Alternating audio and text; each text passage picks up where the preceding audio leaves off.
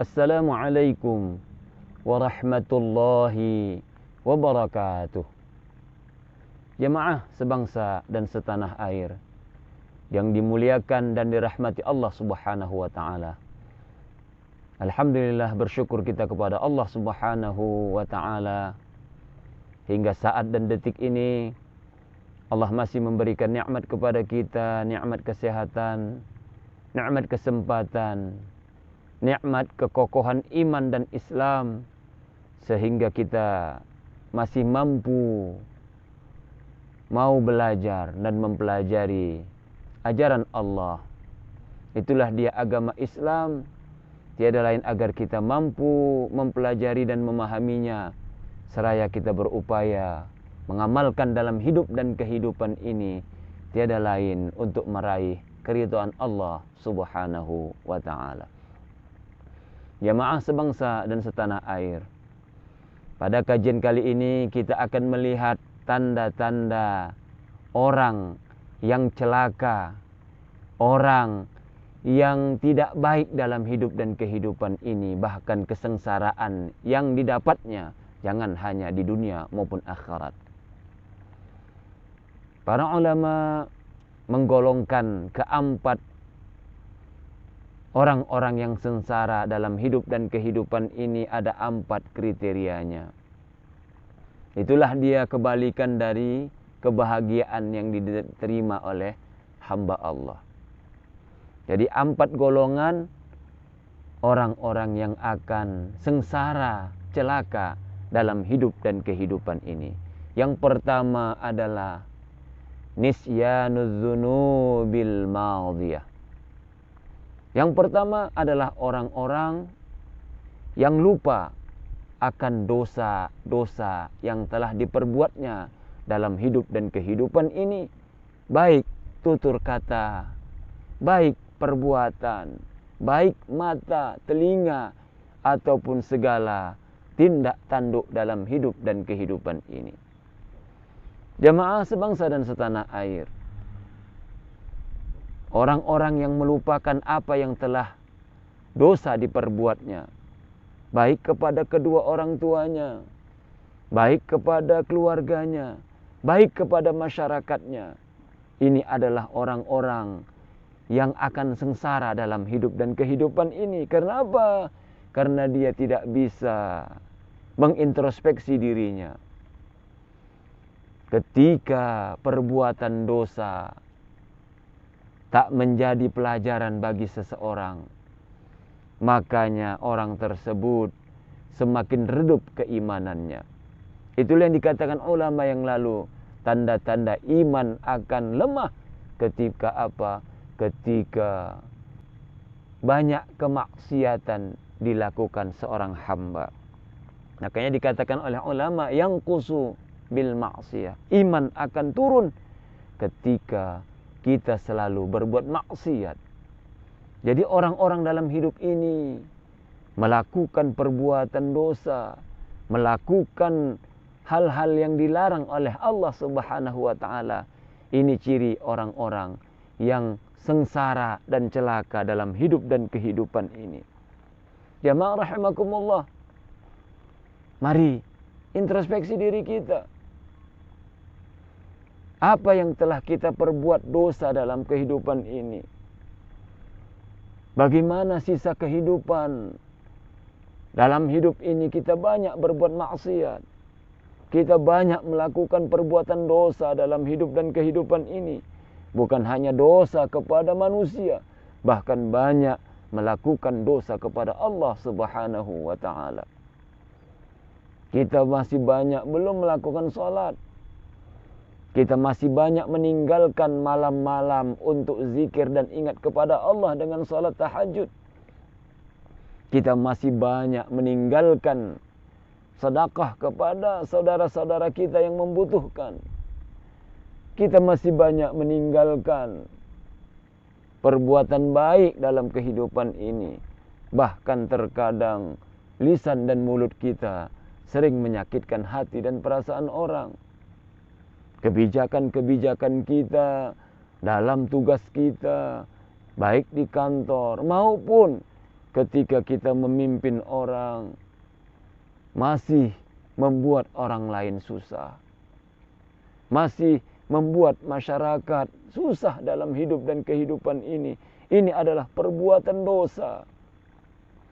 Kata-kata kita yang menyakitkan hati dan perasaan orang, membuli, menghina, mencaci maki orang. Ketika perbuatan dosa kita ini kita senantiasa perbanyak dari hari ke hari, maka celakalah hidup dan kehidupan kita. Jangankan di dunia, bahkan di akhirat pun Allah akan laknat kita. Jamaah rahimakumullah. Inilah ciri pertama orang yang sengsara dan celaka dalam hidup ini. Yang kedua, zikrul hasanatil madiyah. Orang celaka yang kedua, ciri-cirinya adalah orang-orang yang suka menyebut-nyebut dan mengingat-ingat kebaikan yang telah diperbuatnya. Hati-hati jemaah rahimakumullah. Sekecil apapun perbuatan baik yang telah kita lakukan dalam hidup dan kehidupan ini, baik kita berbuat baik dan ketaatan kepada kedua orang tua, ataupun kita menolong saudara sekandung kita, bahkan kita membantu tetangga kita. Kalau kita tidak mau sengsara dalam hidup dan kehidupan ini, jangan kita ingat-ingat kebaikan kita. Kenapa? Ketika kita selalu mengingat, selalu menghitung perbuatan-perbuatan baik kita, maka kita merasa puas dalam kehidupan ini, sehingga kita merasa kita sudah baik di hadapan Allah Subhanahu wa taala. Makanya jamaah rahimakumullah, saya selalu menganjurkan ketika di bulan Ramadan, jangan ibadah itu mencari pahala Allah. Meskipun dikatakan Lailatul Qadri khairum min alfi syahrin. Malam Lailatul Qadar lebih baik dari 1000 bulan. Dihitung 70 sekian tahun. Jangan kita menganggap perbuatan baik kita itu kita sudah mendapatkan Lailatul Qadar. Tetapi Lailatul Qadar ini kita cari untuk mampu membentengi hidup kita, sehingga kita bisa mawas diri dalam hidup dan kehidupan ini. Inilah yang pernah saya ceritakan. Salah seorang jamaah yang selama hidup ini dia selalu meminum minuman keras, selalu berbuat maksiat. Tetapi ketika dia di bulan Ramadan, dia melakukan kebaikan. Di masjid selalu 5 waktu sehari semalam. Orang-orang yang bertadarus disiapkannya Al-Quran, bahkan minuman-minuman, makanan-makanan ringan untuk orang bertadarus disiapkannya. Mau berbuka puasa, dia datang ke masjid untuk mempersiapkan ini. Kesan dalam dirinya, wah, kalau begitu kebaikan yang kulakukan, sudah banyak bonus untuk hidup ini. Pas di malam takbiran, saya lihat matanya merah kembali. Dia rupanya minum minuman keras kembali sambil mengatakan, Ustaz, alhamdulillah Ramadan telah selesai. Loh, kenapa kamu malah minum lagi? Kan sudah banyak kebaikan yang kulakukan. Inilah jamaah rahimakumullah, orang yang salah dalam beribadah. Beribadah mengukur pahala yang diberikan Allah, sehingga dia hitung-hitung, sekian kulakukan kebaikan dapat sekian pahala, sehingga dirinya bukan malah lebih baik ke depan, malah dia merasa sudah banyak pahala yang dikerjakannya, sehingga ditinggalkannya perbuatan baik, malah dia kembali kepada perbuatan dia yang lama. Inilah jamaah rahimakumullah, orang-orang yang salah dalam ibadah. Oleh karena itu jamaah rahimakumullah, kalau kita mau dalam hidup ini tidak mau sengsara, tidak mau celaka, jangan kita hitung-hitung kebaikan yang telah kita lakukan. Supaya apa? Supaya kita merasa agar kita senantiasa berbuat lebih baik lagi dalam hidup dan kehidupan ini. Lebih banyak amal ibadah yang kita kerjakan, dalam kebaikan, baik untuk diri kita, kedua orang tua kita, keluarga kita, bahkan kepada masyarakat kita, nusa dan bangsa kita. Inilah ciri orang-orang yang sengsara. Apa itu? Senantiasa diingat-ingatnya kebaikan dalam hidup dan kehidupan ini. Yang ketiga, orang yang sengsara adalah nazruhu ila mandunahu fid dini. Orang yang melihat orang-orang yang di bawahnya dalam beramal ibadah. Ini orang celaka dan sengsara, jamaah rahimakumullah. Jangan lihat orang-orang yang jahat. Jangan lihat-lihat orang yang malas ibadah. Jangan lihat orang-orang yang bakhil dalam kehidupan ini. Ketika dalam hidup dan kehidupan ini, dalam hal urusan agama, ketaatan, dan kebaikan kita kepada masyarakat, kita melihat orang yang di bawah, ini celaka kita. Lihatlah orang yang di atas. Jangan ketika kita beribadah di rumah, apa kata kita? Kan masih banyak orang-orang yang sholat di rumah. Ketika kita melakukan ibadah ke masjid sekali, apa kita bilang? Kan masih banyak orang yang sholatnya di rumah. Alhamdulillah aku mau masih sholat ke masjid.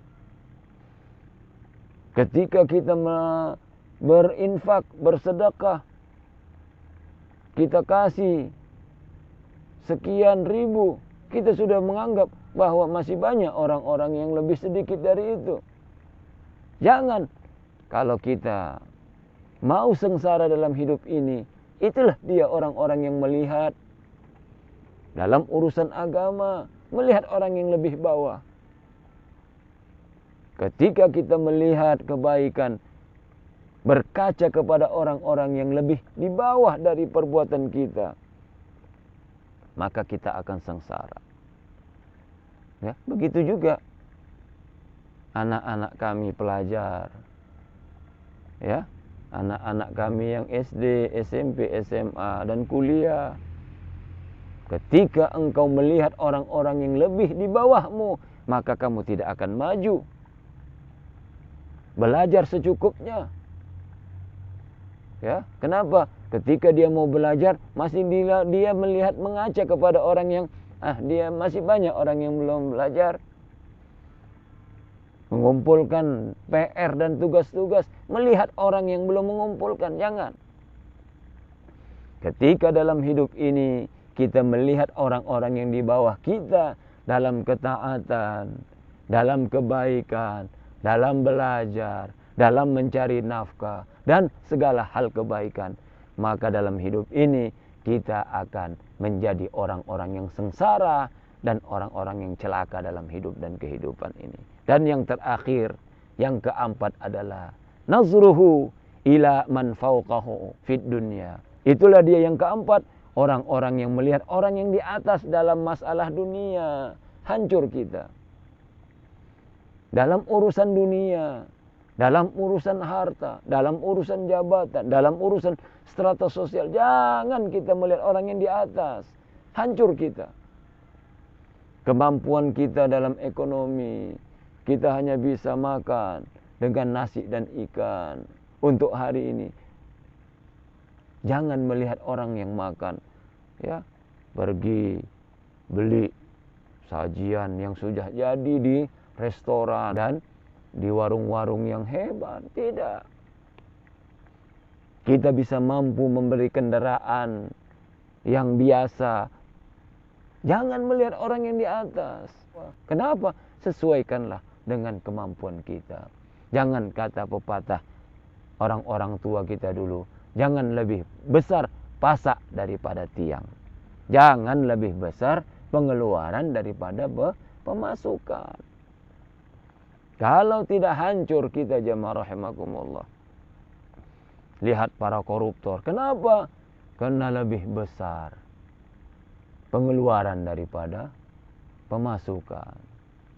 Tidak merasa qanaah, puas dengan hidup dan kehidupan dunia ini. Ya, kita punya rumah kecil, diqanaahkan. Jangan kita melihat orang-orang yang punya rumah mewah. Kita mampu beli kendaraan yang biasa, jangan lihat orang yang di atas. Kita mampu hanya mendapat jabatan gini, diikhlaskan saja kepada Allah. Jangan cari-cari yang lain. Ketika syahwat kita, syahwat dunia lebih tinggi, maka kita akan melakukan perbuatan yang bisa dilarang oleh Allah Subhanahu wa taala. Makanya dalam hidup ini jamaah rahimakumullah, jangan kita melakukan sesuatu yang dilarang oleh Allah. Tiada lain untuk mencapai tujuan-tujuan dunia kita. Hancur kita, hancur dunia maupun akhirat. Inilah jamaah rahimakumullah 4 tanda-tanda orang celaka dalam hidup dan kehidupan ini. Yang pertama adalah orang yang dalam hidup ini suka melupakan dosa yang telah diperbuat. Yang kedua, orang yang celaka adalah orang-orang yang suka mengingat-ingat kebaikan yang diperbuatnya. Yang ketiga, suka melihat di bawahnya dalam urusan ketaatan kepada Allah. Dan yang terakhir, orang yang suka melihat orang yang di atas dalam kemewahan dan dalam urusan dunia. Mudah-mudahan Allah melindungi kita agar jangan keempat tipe ini kita lakukan dalam kehidupan ini. Bermohon kita kepada Allah, mudah-mudahan Allah hindari kita dari keempat sifat tersebut agar kita bisa hidup bahagia dunia maupun akhirat. Segala kekurangan saya mohon maaf, pada Allah juanya saya mohon ampun. Usikum wa iyaya nafsi bitaqwallah. Wassalamualaikum warahmatullahi wabarakatuh.